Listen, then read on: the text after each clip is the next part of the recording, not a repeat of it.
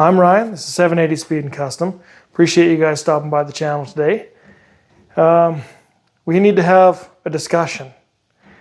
Talk about the near future, I guess, the next year of this channel and the direction we're going in, kind of where I'm at and what's going on. So if you follow me, if you don't follow me, last video I put up last weekend, whatever, was the run to the Oasis in Moose Jaw, Saskatchewan.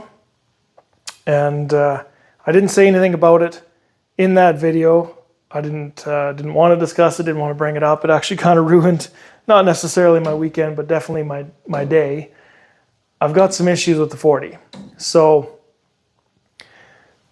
it's a fairly long drive to Moose Jaw from where I'm at. Basically halfway there, I got to stop for fuel. And I noticed a bit of a rattle in the truck. Wasn't anything significant, but it's kind of hard to hear little stuff like that over the exhaust.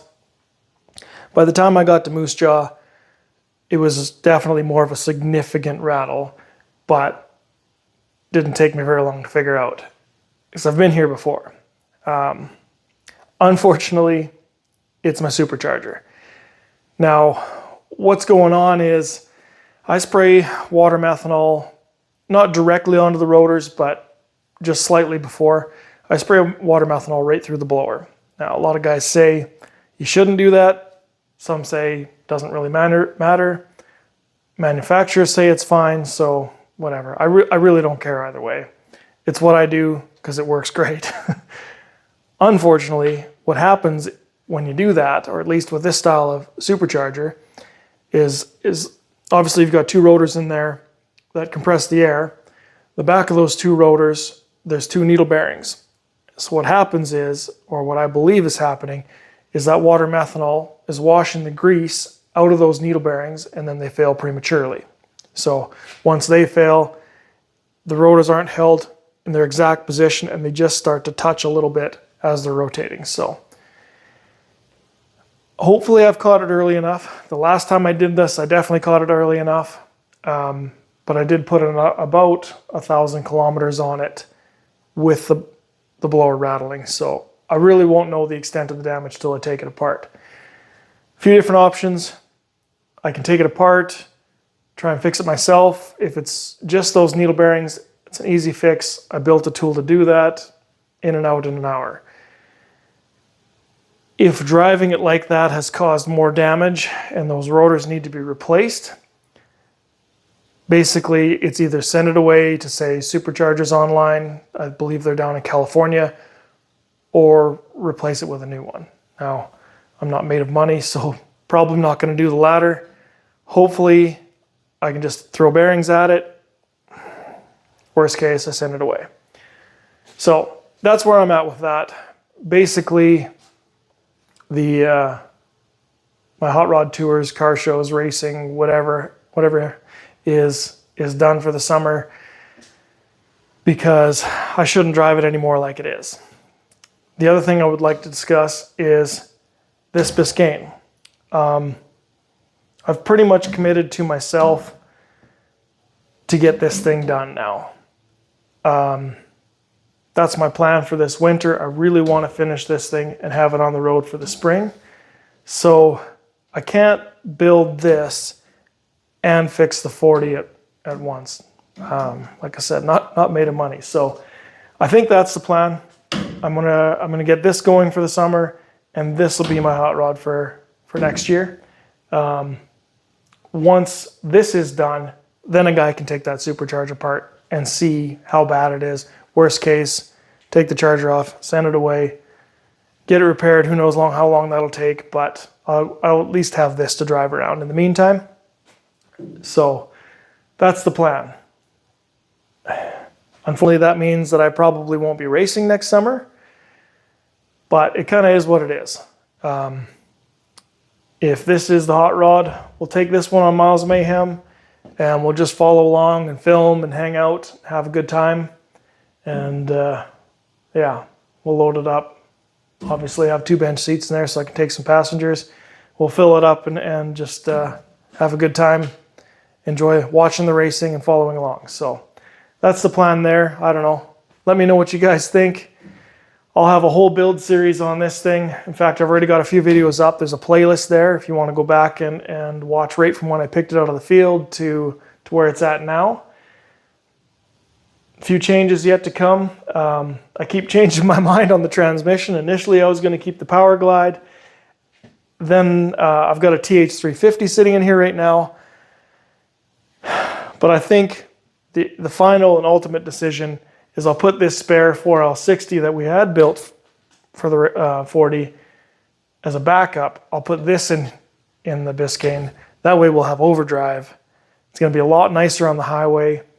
And I've got the old harness and computer, everything out of the 40. It's going to bolt right up. Everything will plug right in. It's just kind of a no-brainer to run the 4L60. So hopefully I don't have to make a whole lot of room for it. I'm thinking maybe if I slide the engine forward, modify the cross member, it'll fit, I hope, but we'll see. Future problem. So yeah, a couple things left to do on the 40 anyway. I've got to winterize it. The ice box obviously has water in it right now, so I've got to drain that out, put some coolant in it.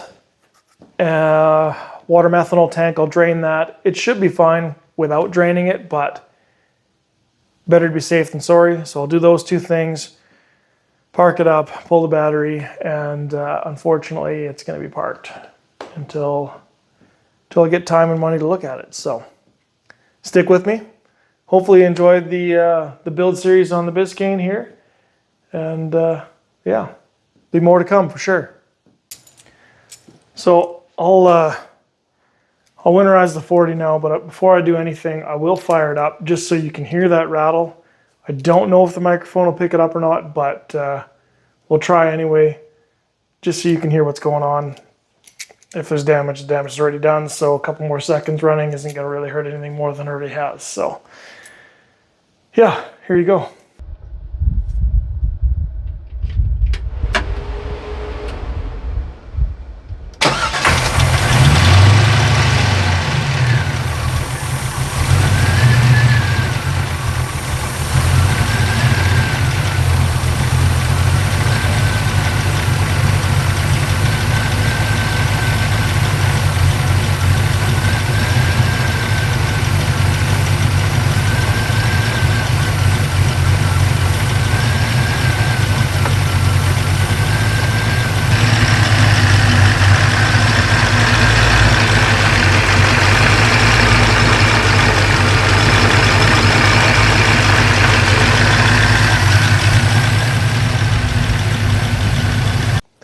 So yeah, obviously, as you can hear, that's less than ideal, but it doesn't sound completely catastrophic.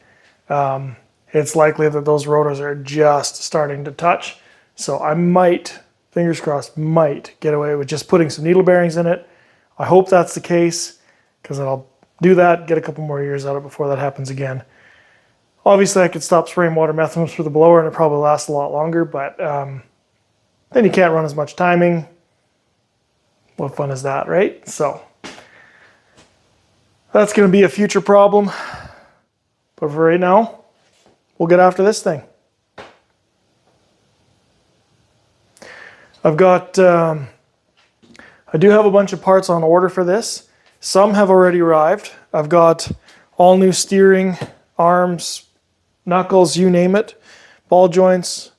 I've got a throttle cable, pedal, some just random stuff for the steam port.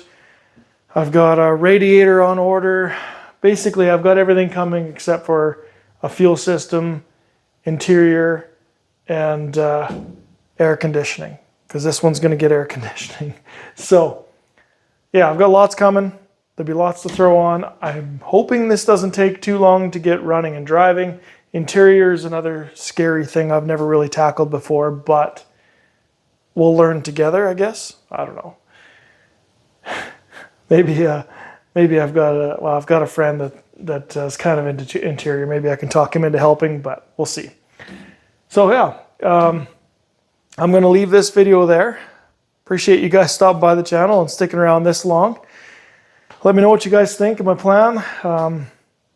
Hopefully not too many of you are upset the 40 won't be there next year, but we'll get after this Biscayne and yeah, go from there. So appreciate you guys stopping by the channel.